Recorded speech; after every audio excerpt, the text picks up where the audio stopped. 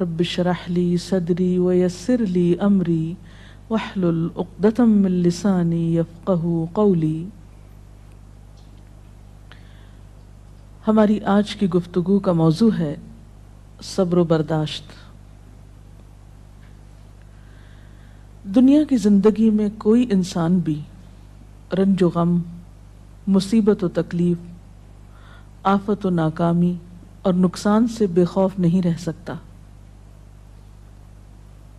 ہر انسان پر کسی نہ کسی وقت ایسی چیز آتی ہی ہے جو اسے ناگوار ہوتی ہے، جو اسے ناپسند ہوتی ہے، اور یوں بسا اوقات انسان کو ناپسندیدہ حالات میں ڈال کر اس کی آزمائش کی جاتی ہے۔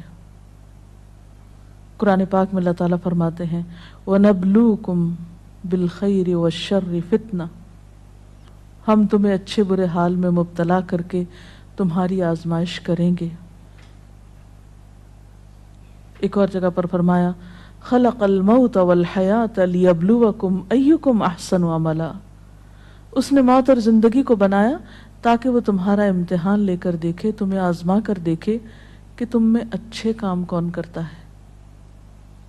اچھے وقت میں، اچھے حالات میں اچھا بننا، موافق ماحول میں، خوشگوار حالات میں، یہ مشکل نہیں ہوتا، لیکن اس وقت اچھا بن کے دکھانا جب انسان پر ایسے حالات آئیں جو اس کے لیے تکلیف اور پریشانی کا باعث ہوں، اس کی مرضی کے مطابق نہ ہوں، ایسے میں ہی کسی انسان کا صحیح طور پر پتہ چلتا ہے کہ وہ دراصل کیسا انسان ہے۔ اب جب بھی کوئی مشکل آتی ہے یا مصیبت آتی ہے تو اس وقت انسان کے سامنے دو راستے ہوتے ہیں۔ ایک تو یہ کہ اس مشکل یا مصیبت کا صحیح طور پر مقابلہ کرے، اس میں مثبت رویہ اختیار کرے،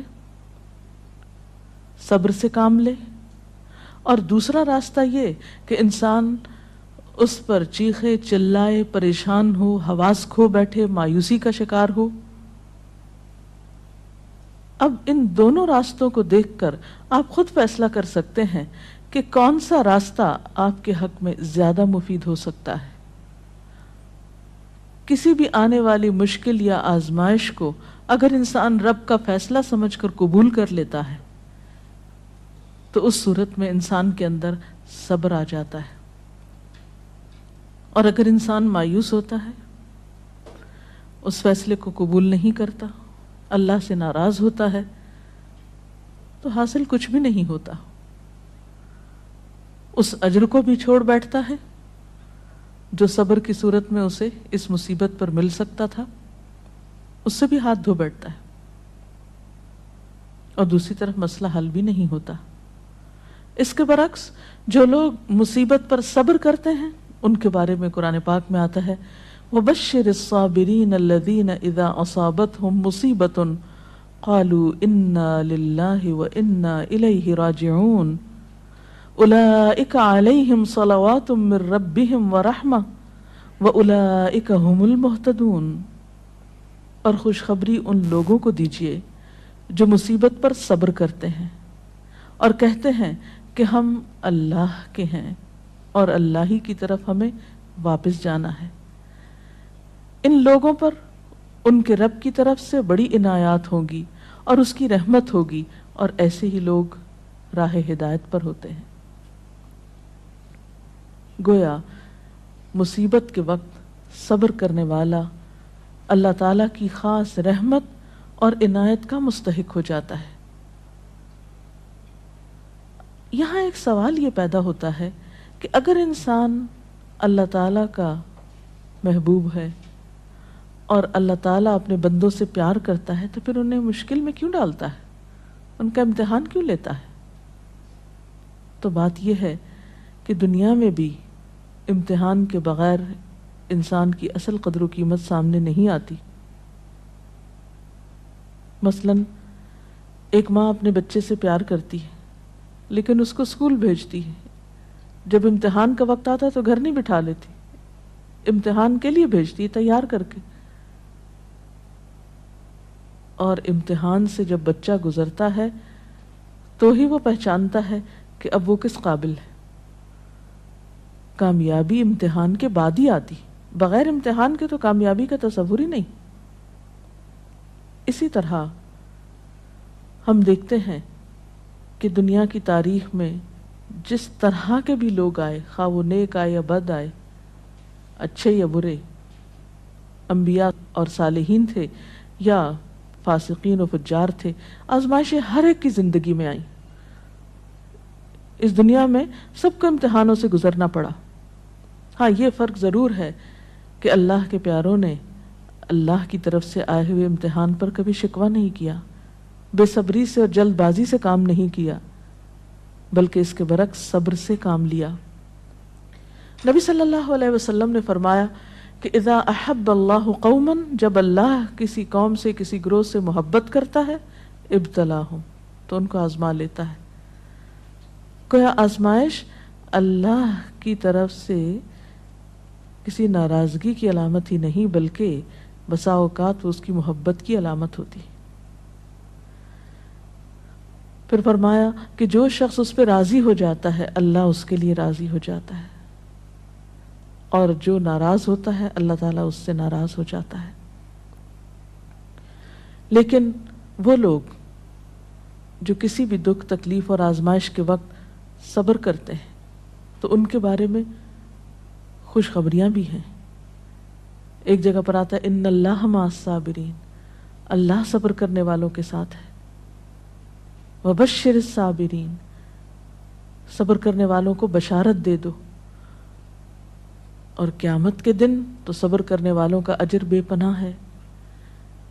حدیث میں آتا ہے قیامت کے روز دنیا میں عافیت سے رہنے والے جب آزمائش میں مبتلا لوگوں کے اجر کو دیکھیں گے، یعنی قیامت کے دن جو ان کو اجر ملے گا اس کو دیکھیں گے تو تمنا کریں گے کہ اے کاش دنیا میں ہماری جلد کینچیوں سے کاٹ دی جاتی اور ہم بھی صبر کرتے اور آج ہمیں بھی اتنا بڑا اجر ملتا۔ اور اس کے علاوہ جو بھی مصیبت، تکلیف، حتیٰ کہ کانٹا بھی چبھتا ہے بندہ مومن کو تو اللہ تعالیٰ اس کے بدلے میں بھی انسان کے گناہ معاف کرتا رہتا ہے۔ اس لیے کبھی بھی اس بات پر پریشان نہیں ہونا چاہیے کہ کوئی مصیبت جو آ گئی تو یہ شاید اللہ تعالیٰ کی ناراضگی ہی کا ذریعہ ہے۔ نہیں، اسی پریشانی میں آپ اللہ کی رضا کو بھی پا سکتے ہیں۔ نبی صلی اللہ علیہ وسلم نے فرمایا جس مسلمان کو کوئی قلبی اذیت، جسمانی تکلیف، بیماری، رنج، دکھ، غم، کچھ بھی جو پہنچتا ہے، حتیٰ کہ اگر اسے کانٹا بھی چبھ جاتا ہے اور وہ اس پہ صبر کرتا ہے تو اللہ تعالیٰ اس کے بدلے اس کے گناہوں کو معاف کر دیتا ہے۔ اس لیے تکلیف مانگنی تو نہیں چاہیے، عافیت کی دعا پسندیدہ ترین دعاؤں میں سے ہے، لیکن اگر تکلیف آ جائے تو اس پر واویلا نہیں کرنا چاہیے، اس کو اللہ کا فیصلہ سمجھ کر قبول کر لینا چاہیے اور اس وقت صبر سے کام لینا چاہیے۔ اب سوال یہ پیدا ہوتا ہے کہ صبر کیا کیسے جائے؟ تو اس کے لیے شعوری کوشش کی ضرورت ہوتی ہے۔ حدیث پاک میں آتا ہے من یتصبر یصبرہ اللہ، جو صبر کرے گا اس کو اللہ صبر دے دے گا۔ تو گویا سب سے پہلے نیت اور ارادے کی ضرورت ہے، اللہ کے فیصلے کو قبول کرنا، ایکسپٹ کر لینا کہ جو ہونا تھا ہو گیا، آپ اسے تبدیل نہیں اب کر سکتے۔ مثلا کوئی شخص فوت ہو گیا، آپ اس کو دنیا میں لا تو نہیں سکتے، اب کیا اللہ کے فیصلے کو قبول کر لیجئے اور اس طرح بہیو کیجئے کہ اللہ راضی ہو جائے کہ ہاں اس میرے بندے نے میری بات کو قبول کر لیا، اس کا برا نہیں مانا۔ پھر اسی طرح انسان اپنے رب کی طرف سے ملنے والی نعمتوں کو اس موقع پہ یاد کرے۔ جب ایک چیز جاتی ہے تو بہت سی ہمارے پاس بھی تو ہوتی ہیں، عموماً ہم اس کے پیچھے تو بہت روتے ہیں جو چلی جاتی ہے، اور جو نعمتیں ابھی ہمارے ہاتھ میں ہیں، ابھی ہمارے پاس ہیں، ان پر ہماری توجہ ہی نہیں جاتی۔ مثلا خدا نخواستہ بچوں میں سے اگر ایک فوت ہو گیا تو باقی تو ہیں، اگر خدا نخواستہ اولاد نہیں تو والدین تو ہیں، وہ نہیں بہن بھائی تو ہیں، صحت سلامتی عطا کی ہے۔ ساری نعمتیں اگر انسان ان کا احساس کرتا رہے، ان کا ذکر کرتا رہے، ان کو تسلیم کرتا رہے تو انسان کے اندر صبر و رضا کی کیفیت پیدا ہوتی ہے. اور پھر اگر پھر بھی دل میں صبر نہ آئے تو ان لوگوں کے حالات پر نظر ڈالی جائے جو ہم سے زیادہ مصیبتوں کا شکار ہیں. اگر ہم کسی ایک بیماری میں خدا نخواستہ مبتلا ہیں تو ان لوگوں کو جا کر ہسپتالوں میں دیکھیے جو ایک وقت میں کئی ایک بیماریوں میں مبتلا ہیں. تو ہمیشہ تکلیف میں اپنے سے بڑی تکلیف والے پہ نظر ڈالیں گے تو اپنی بھول جائیں گے. اور اس کے ساتھ ساتھ یہ ہے کہ انسان کو دعا بھی کرتے رہنا چاہیے. قرآن پاک میں بھی ایسی دعائیں ملتی ہیں جیسے ربنا افرغ علینا صبرا وتوفنا مسلمین، ربنا افرغ علینا صبرا وثبت اقدامنا. ان دعاؤں کو بھی پڑھنا چاہیے. اسی طرح حضرت ابن عباس کا بیان ہے کہ نبی صلی اللہ علیہ وسلم جب کسی رنج و غم میں مبتلا ہوتے تو یہ دعا کیا کرتے تھے، لا الہ الا اللہ رب العرش العظیم، لا الہ الا اللہ رب السماوات و رب الارض و رب العرش الکریم. تو اللہ کا ذکر، اس کی دی ہوئی نعمتوں کا شکر انسان کے لیے صبر کے معاملے کو آسان کر دیتا ہے. اور حقیقت یہ ہے کہ صبر سے بڑھ کر کوئی چیز نہیں جو انسان کے لیے اتنی فائدہ مند ہو. جیسا کہ ایک بخاری کی حدیث میں آتا ہے، ما اعطی احد عطاء ما اعطی احد عطاء خیرا واوسع من الصبر. صبر کی توفیق سے بڑھ کر سمجھ لو کہ بہتر اور عمدہ نعمت کسی اور کو نہیں ملی. یعنی جس کو صبر کرنے کی توفیق ہو گئی، ہمت ہو گئی، تو سمجھ لیجئے کہ اس کو سب سے بڑھ کر نعمت مل گئی. یہ توفیق رب کی نعمتوں میں سے ایک بڑی نعمت ہے. اور ایک اور روایت میں تو صبر کو آدھا ایمان کہا گیا، صبر نصف الایمان. اور مومن کا حال کچھ یوں بتایا گیا، یعنی مومن کی شان آپ صلی اللہ علیہ وسلم نے فرمایا کہ مومن کی شان بھی عجیب ہے، اور یہ شان مومن کے سوا کسی اور کو نصیب نہیں ہوتی. ان اصابتہ سراء شکر فکان خیر لہ وان اصابتہ ضراء صبر فکان خیر لہ. کہ اگر اسے راحت اور خوشی ہوتی ہے تو وہ شکر کرتا ہے، اس طرح اپنی نیکی کو بڑھا لیتا ہے. اور اگر اسے کوئی تکلیف پہنچتی ہے تو صبر کرتا ہے، اور اس سے وہ اپنے درجے بڑھا لیتا ہے. تو گویا صبر ہر حال میں انسان کے لیے فائدہ مند ہے اور انسان کے درجات کو بڑھانے کا ذریعہ ہے. اس کے برعکس بے صبری انسان کے لیے کسی طور پر بھی فائدہ مند نہیں. بے صبری سے کوئی کام نہیں بنتا، بے صبری سے کوئی بھی نتیجہ نہیں نکلتا. آپ تقدیر کے کسی فیصلے کو پلٹا نہیں سکتے. اس لیے صبر کرنا فائدہ مند ہے. اللہ تعالیٰ سے اس کی توفیق مانگنی چاہیے. اللہ تعالیٰ ہم سب کو اپنی عافیت میں رکھے، اور اگر اس کے فیصلے سے کوئی آزمائش زندگی میں آئی ہوئی ہے تو اس پر صبر کے ساتھ اللہ سے رجوع کرنے کی توفیق ملتی رہے. اس سلسلے میں اگر کوئی سوال ہو آپ کے ذہن میں. ایک حالات جو ہمیں بہت ہی کامن نظر آتے ہیں کہ جب کسی کی وفات ہوتی ہے، اور بہت ہی عام دیکھا گیا ہے کہ لوگ بالکل اپنے آپے سے باہر ہو جاتے ہیں. اسے اللہ کی رضا، اللہ کا وقت، جانے والے کا کوئی بالکل انہیں صرف اپنا غم کہ ہم سے یہ چھٹ گیا، اور اتنی استغفر اللہ غلط باتیں کہتے ہیں ان موقعوں پر. اور جب انہیں کوئی سمجھانا چاہے تو وہ اس مینٹل سٹیٹ میں، اس مینٹل فریم آف مائنڈ میں ہوتے نہیں کہ کسی کی بات سننا چاہیں، اور وہ بالکل صبر کا دامن چھوڑے ہوئے ہوتے ہیں. تو اس طریقے سے ان ماحول میں لوگوں کو کیسے ڈیل کیا جائے؟ ایسے سب لوگ اپنے بارے میں سوچیں کہ ان کی اس بے صبری نے ان کو کیا دیا. کیا اللہ کا فیصلہ پلٹ گیا؟ کیا اس بے صبری سے انہیں کوئی اجر ملا؟ کیا ان کی اس بے صبری سے دوسروں کو کوئی راحت ملی؟ جب انسان بے صبری سے کام لیتا ہے تو وہ نہ صرف یہ کہ خود کو پریشان کرتا ہے بلکہ اپنے آس پاس کے لوگوں کے لیے ایک اذیت کا سبب بن جاتا ہے، ان پہ ایک بوجھ بن جاتا ہے.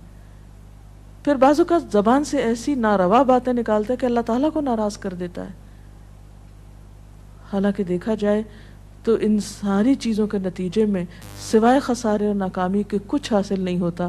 اسی لیے قرآن پاک میں اللہ تعالیٰ فرماتے ہیں وَالْعَصْرِ إِنَّ الْإِنسَانَ لَفِي خُسْرٍ إِلَّا الَّذِينَ آمَنُوا وَعَمِلُوا الصَّالِحَاتِ وَتَوَاصَوْا بِالْحَقِّ وَتَوَاصَوْا بِالصَّبْرِ. قسم ہے زمانے کی، یقیناً انسان نقصان میں ہے سوائے ان لوگوں کے جو ایمان لائے اور جنہوں نے اچھے کام کیے، ایک دوسرے کو حق کی تلقین کرتے رہے اور ایک دوسرے کو صبر کی تلقین کرتے رہے.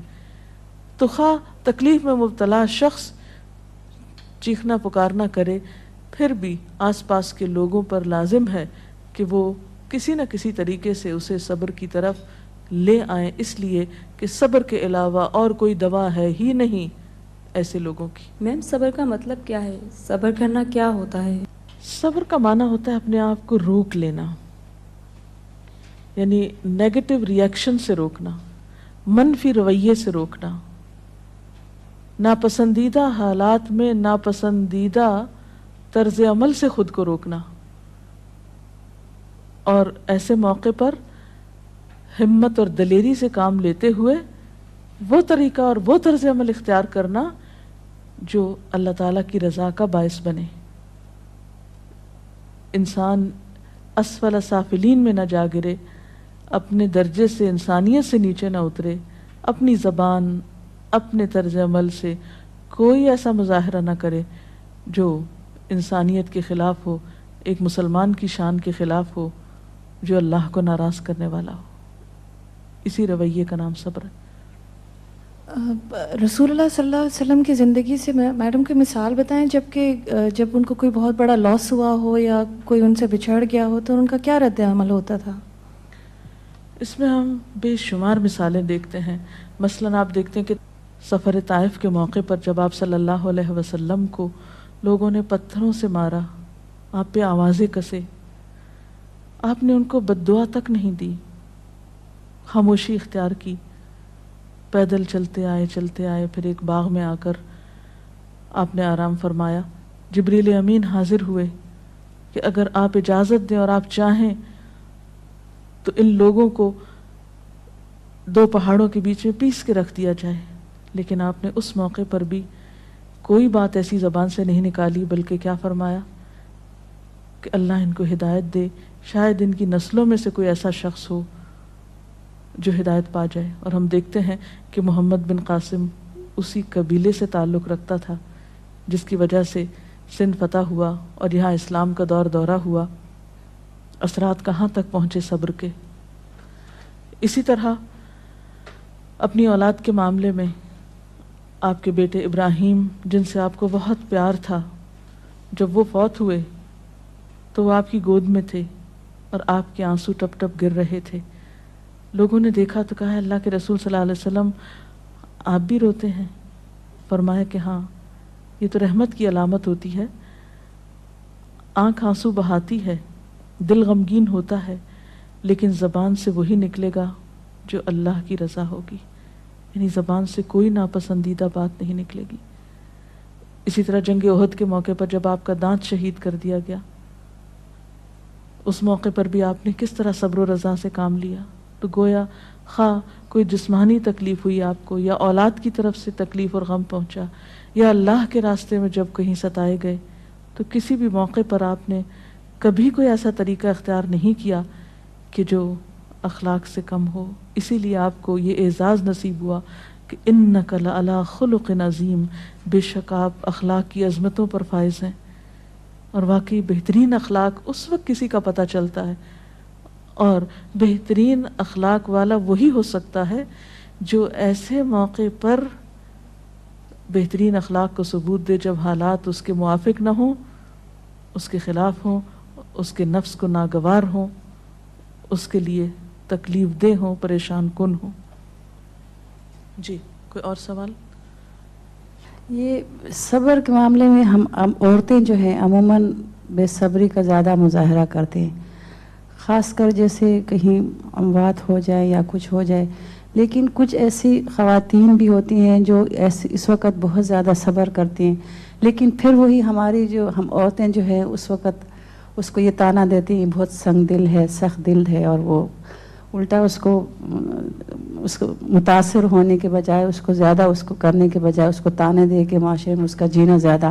تو اس معاملے میں جو ہے امہات المومنین کی کوئی ایسی مثالیں ہوں جو کہ بھئی اس طرح انہوں نے تکالیف میں صبر کیا، اور ہم عورتوں کا ایسے معاملے میں کیا کردار ہونا چاہیے کہ ایسے جو صبر کرتی ہیں خواتین. اس میں آپ دیکھیے کہ حضرت ام سلیم ہیں جن کا بچہ بیمار ہے، شوہر بیمار بچے کو چھوڑ کر جاتے ہیں، واپس آتے ہیں تو بچہ فوت ہو چکا ہوتا ہے. بیوی بہت صبر سے کام لیتی، یعنی ام سلیم جو ہے بہت صبر سے کام لیتی ہیں، بچے کو ڈھانپ دیتی ہیں، شوہر کا استقبال کرتی ہیں، ان کو کھانا کھلاتی ہیں، آرام کرنے دیتی ہیں، اور پھر بہت عمدہ طریقے سے ان سے کہتی ہیں کہ اچھا ابو طلحہ یہ بتاؤ کہ اگر کوئی شخص تمہارے پاس اپنی امانت رکھے اور پھر امانت لینے کے لیے آ جائے تو تم کس طرح واپس لوٹاؤ گے؟ تو کہنے لگے کہ خوشی کے ساتھ لوٹاؤں گا. پوچھا تم ناراض تو نہیں ہوگے کہ وہ اپنی امانت کیوں لینے کے لیے آگے، یعنی واپس کیوں لے رہا ہے؟ کہا کہ نہیں، ناراضگی کس بات کی؟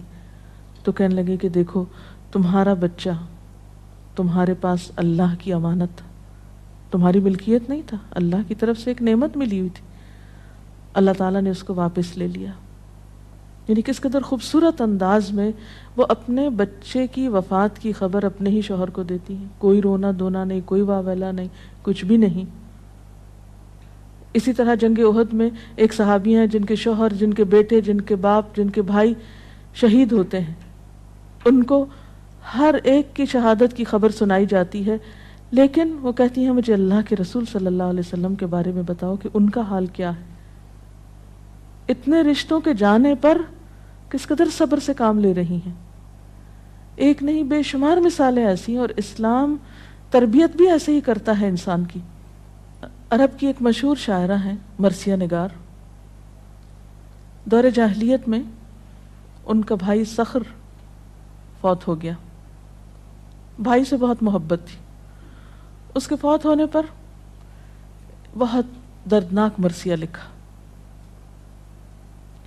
کہتی ہیں کہ این یجودا ولا تجمدا الا تبکیانی لصخر الندى، اے میری دونوں آنکھوں بس بہتی ہی رہو، کیا تم صخر بھائی کا نام تھا، صخر کے لیے روگی نہیں جو بہت ہی سخی تھا، خود بھی روتی تھی اوروں کو بھی رلاتی تھی. اور اس کے ساتھ ہی یہ کہ سیاہ رنگ کی کہتے ہیں کہ اس نے چولی پہن رکھی تھی کہ مرتے دم تک نہیں اتاروں گی، یعنی ہر وقت ایک غم کا سمبل بنی ہوئی تھی.